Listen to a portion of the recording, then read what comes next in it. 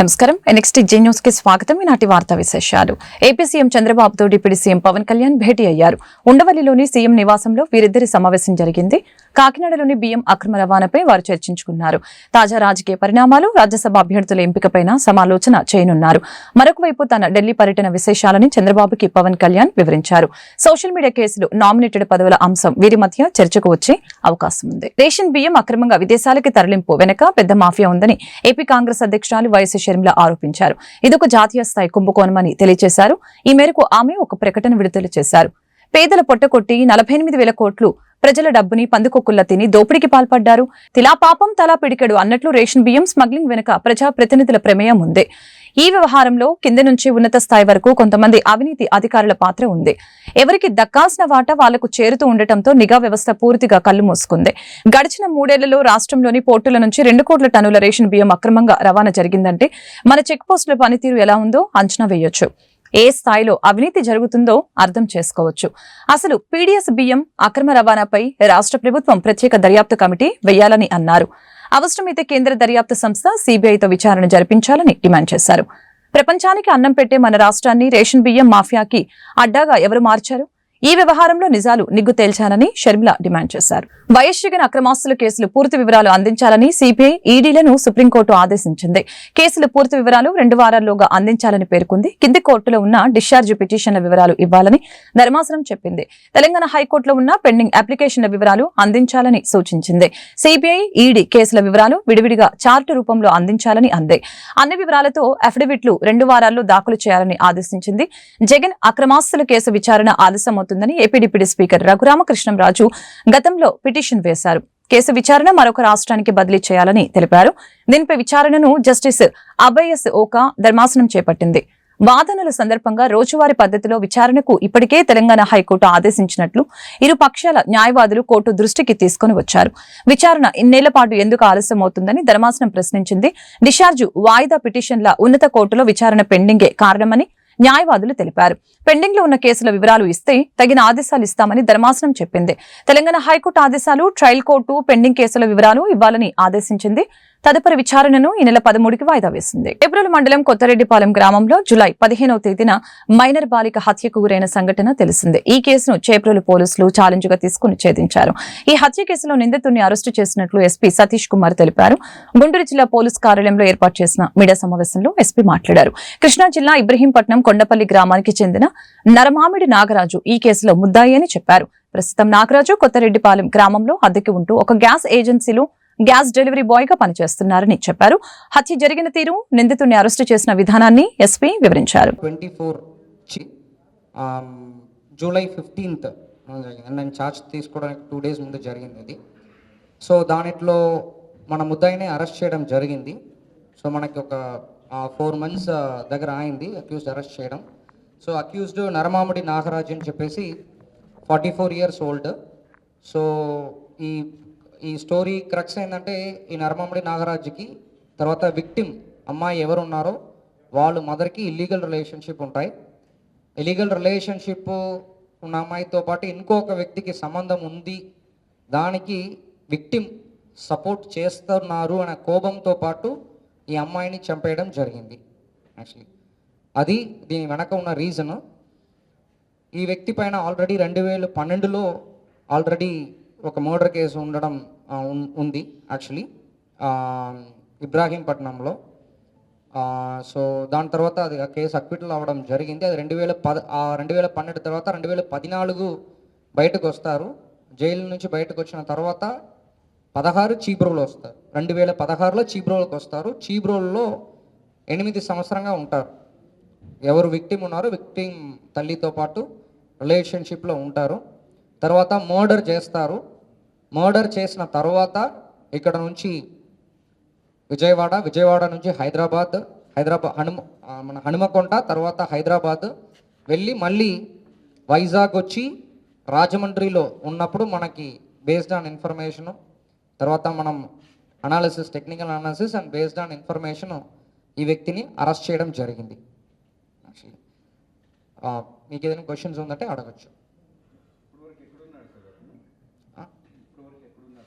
అంటే ప్లేస్ మారుతూనే ఉన్నారు. ఈ వ్యక్తికి అంటే స్పిన్నింగ్ మిల్లో పనిచేశారు.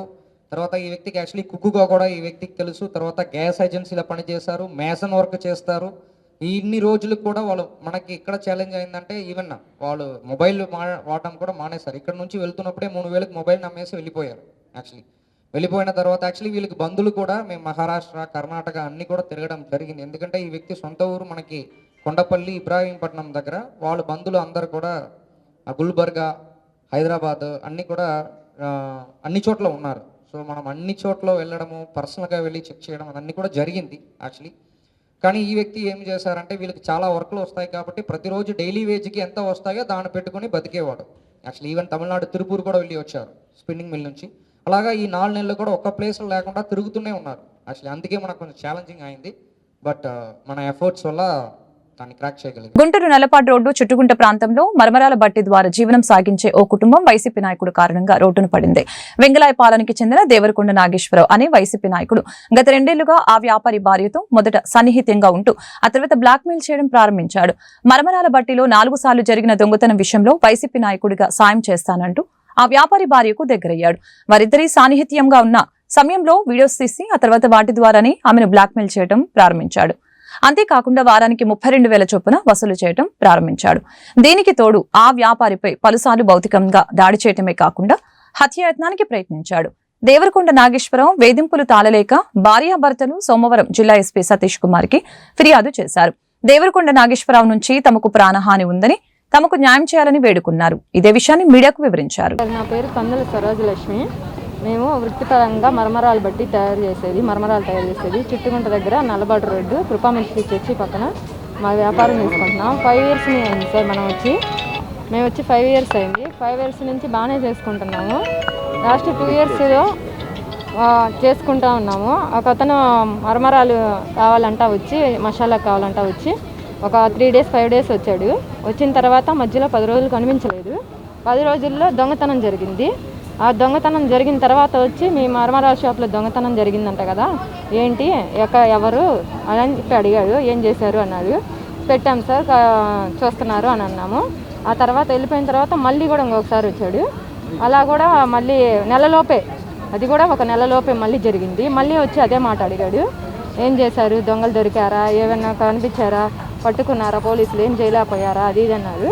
నేను అవును సార్ ఏం చేయలేకపోయారు, కొంచెం నాకు తెలియదు, మా వారు తిరుగుతున్నారు అని అంటే, మీ వారు చేతకన్నాడు, నాకు చెప్పు నేను చేపిస్తాను, నేను వైసీపీ నాయకుడిని, నాకు మద్దాలగిరి తెలుసు, అప్పిరెడ్డి గారు తెలుసు అని చెప్పేసి నేను అన్నీ చూసుకుంటాను, వాళ్ళతో మాట్లాడతాను, పట్టిస్తాను అని చెప్పేసి అలా ఫోన్ నెంబరు వాట్సాప్ నెంబర్ తీసుకున్నారు సార్. అలా ఆ ఫోన్ నెంబర్ వాట్సాప్ నెంబర్ తీసుకున్న కాడి నుంచి ఇలా వాయిస్ రికార్డులు పెట్టడం, మాట్లాడటం, అలా క్లోజ్గా మాట్లాడడం చేసి నేను చూస్తాను, తెలుస్తాను వాళ్ళని అని చెప్పేసి ఇలా మీ ఆర్మీ రమ్మంటే రావట్లేదు, అలా మా ఆయన మీద తప్పుడు మాటలు మాట్లాడుతూ అలా దగ్గరికి తీసుకున్నాను సార్. దగ్గరికి తీసుకొని నన్ను బలవంతం చేశాడు కావాలని.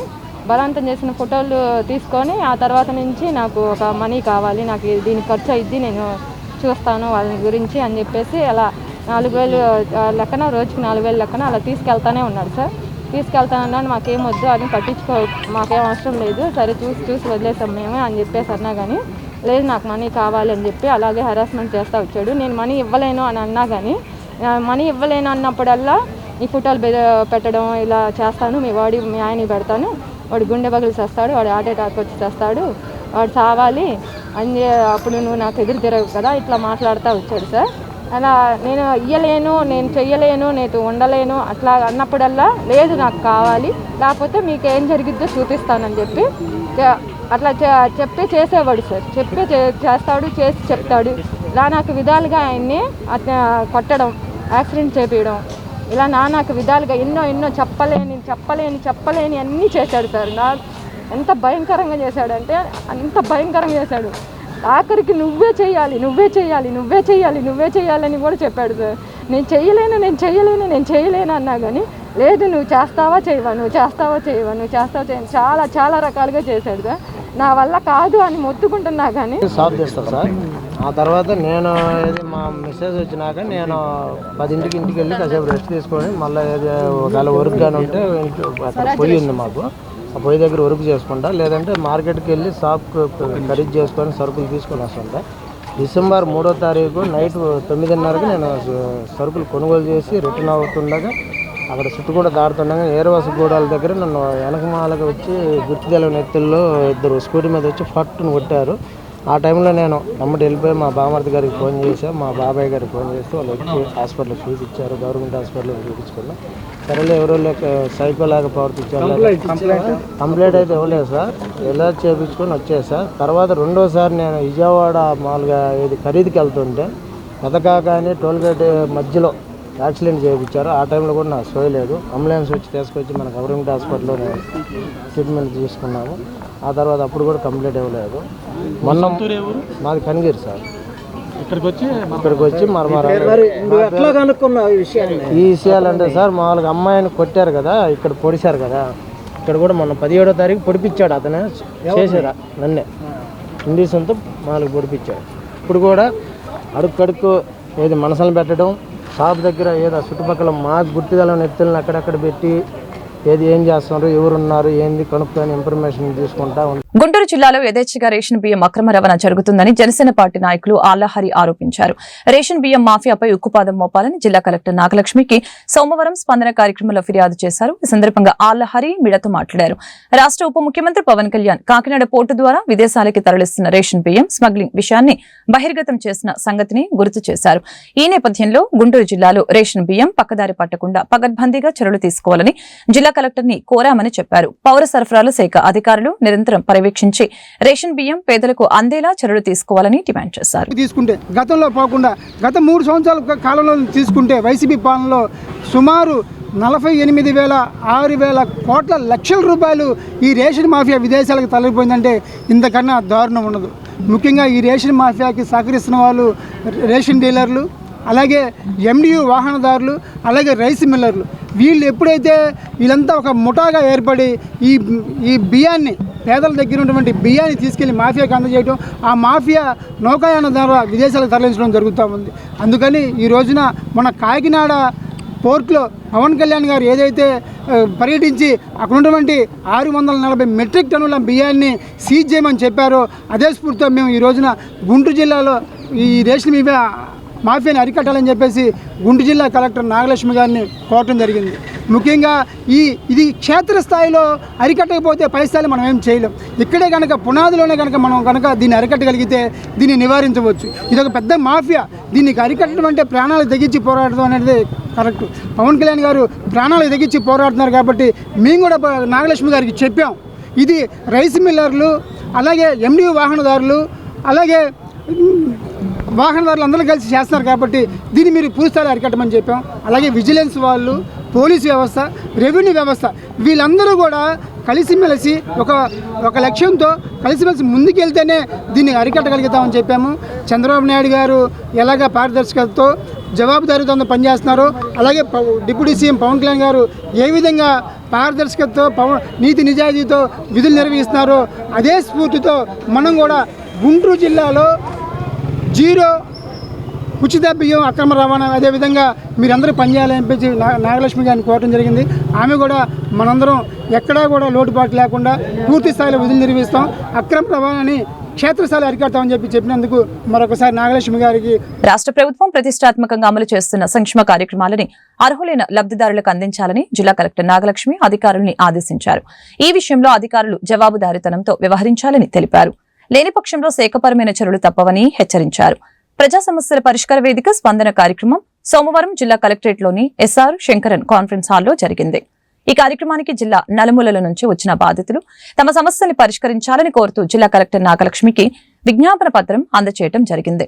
ఆయా సమస్యల్ని తక్షణమే పరిష్కరించాలని జిల్లా కలెక్టర్ సంబంధిత అధికారుల్ని ఆదేశించారు. ఈ సందర్భంగా ఆంధ్ర రాష్ట్ర టిప్పర్ ఓనర్స్ అసోసియేషన్ నేతలు ఇసుక కువారీ యజమానులపై జిల్లా కలెక్టర్ కి ఫిర్యాదు చేశారు. ఈ మేరకు వారు మీడియాతో మాట్లాడారు. రాష్ట్ర ప్రభుత్వం అమలు చేస్తున్న ఉచిత ఇసుక పాలసీని క్వారీ యజమానులు నిర్వీర్యం చేస్తున్నారని ఆరోపించారు. ప్రభుత్వం నిర్దేశించిన ఆదేశాలు ఎక్కడ అమలు కావటం లేదని ఆందోళన వ్యక్తం చేశారు. ఇసుక క్వారీ యజమానుల ధన దాహానికి తాము బలవుతున్నామని జిల్లా కలెక్టర్ కి మొరపెట్టుకున్నారు. బిల్లు లేకుండా వాళ్ళు ఎక్స్ట్రా ఇన్కమ్ గా ట్రీట్ చేస్తున్నారు. లారీ పాసింగ్ లోడ్ అండి. ఇప్పుడు 6 టైర్లు బండి ఉంది, 12 టన్నులు పాసింగ్ ఉంది. 10 టైర్లు బండి ఉంది, 19 టన్నులో 20 టన్నులో పాసింగ్ ఉంది, 22 నుంచి 20 టన్నులు పాసింగ్ ఉంది. అలా అంటే గవర్నమెంట్ నిర్ణయించిన పాసింగ్ వరకు లోడ్ చేయొచ్చు. అంతకు మించి లోడ్ చేస్తున్నారు, దానికి అదనంగా డబ్బులు తీసుకుంటున్నారు.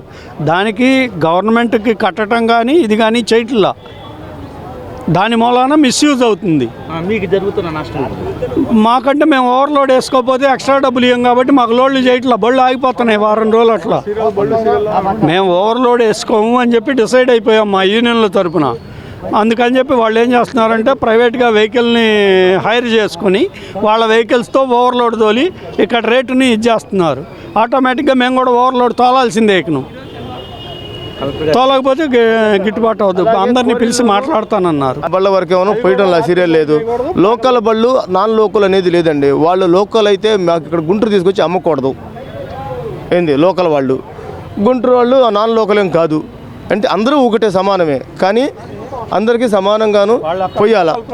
అక్కడ లోకల్ ప్రయారిటీ తీసుకుని గుంటూరులో తీసుకొచ్చి అమ్ముతున్నారు. అది ఎలా సాధ్యము? వాళ్ళు అక్కడే అమ్ముకోవాలిగా, ఊళ్ళోనే అమ్ముకోవాలి కదా.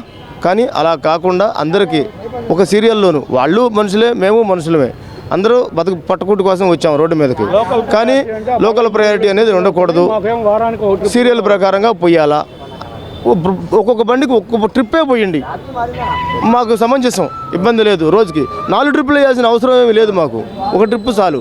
కానీ అందరికీ అందాలా, అందరూ బతుకు తెరుగు కోసం చెప్పని వచ్చిన వాళ్ళం రోడ్డు మీదకి, అందరికీ అందాలా. ప్రతి ఒక్కరికి జీవనోపాధి అనేది లారీ వాళ్ళు కొనుక్కున్నారు, లారీ కొనుక్కొని తిప్పుకుంటాం, అది జీవనోపాధిగా మేము ఇది చేసాము. కానీ పబ్లిక్ కూడాను ఓవర్ టనేజ్ పోసుకొని తీసుకుని వచ్చి నైట్ టైము క్వారీలో నుంచి పగులు డంపింగ్ కొట్టుకొని నైట్ టైము వాళ్ళు ఓవర్ టనేజ్ పోసి క్వారీ వాళ్ళు బిల్లులు లేకోకుండాను తక్కువ రేటుకి తీసుకొచ్చి టౌన్లోనూ వచ్చాలండి.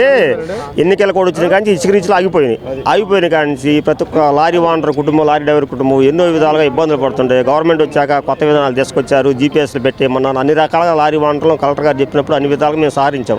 కానీ ఈ రీచ్లు కాంట్రాక్ట్ వేసిన బిడ్లు వేసి గవర్నమెంట్ చెప్పిన రేట్లకి, గవర్నమెంట్ వేసిన రేట్లకి బిడ్లు వేసి వాళ్ళు కరెక్ట్గా లోడింగ్ విధానం సరిగ్గా చేయకుండా మమ్మల్ని అన్ని రకాలుగా ఇబ్బంది పెడుతున్నారండి. మా లారీలో ఒక్కొక్క లారీ వారం రోజులు అయిందండి. మొన్న రీచ్ కాడికి వెళ్ళి ఒక ట్రిప్ కూడా లోడ్ అవ్వట్లేదు సార్. ఏంది మేము లారీ ఓనర్లు పిల్లలకు ఫీజులు కట్టుకోలేక, కనీసం మా కుటుంబాలు గడవక ఎన్నో రకాలుగా ఆర్థిక ఇబ్బంది పడుతున్నాం. ఈ సమస్యని కలెక్టర్ గారి దృష్టికి, ముఖ్యమంత్రి గారి దృష్టికి, పవన్ కళ్యాణ్ గారి దృష్టికి, నారా లోకేష్ గారి దృష్టికి తీసుకెళ్లాలని మేమంతా ఒక యూనియన్గా బయలుదేరి ఇక్కడ అభివృద్ధి విషయంలో రాజీ పడే ప్రసక్తే లేదని గుంటూరు పశ్చిమ ఎమ్మెల్యే గల్లామాధవి స్పష్టం చేశారు. నాణ్యత ప్రమాణాలు పాటించని కాంట్రాక్టర్లని బ్లాక్ లిస్టులో పెడతామని హెచ్చరించారు. గుంటూరు ఆరగ్రహారం అడపా బజార్కి చెందిన స్థానికులు అభివృద్ధి పనులపై చేసిన ఫిర్యాదు నేపథ్యంలో ఎమ్మెల్యేపై ఈ విధంగా స్పందించారు. ప్రజా సంక్షేమం, అభివృద్ధి విషయంలో కూటమి ప్రభుత్వం కఠినంగా ఉంటుందని ఖరాఖండిగా తేల్చి చెప్పారు.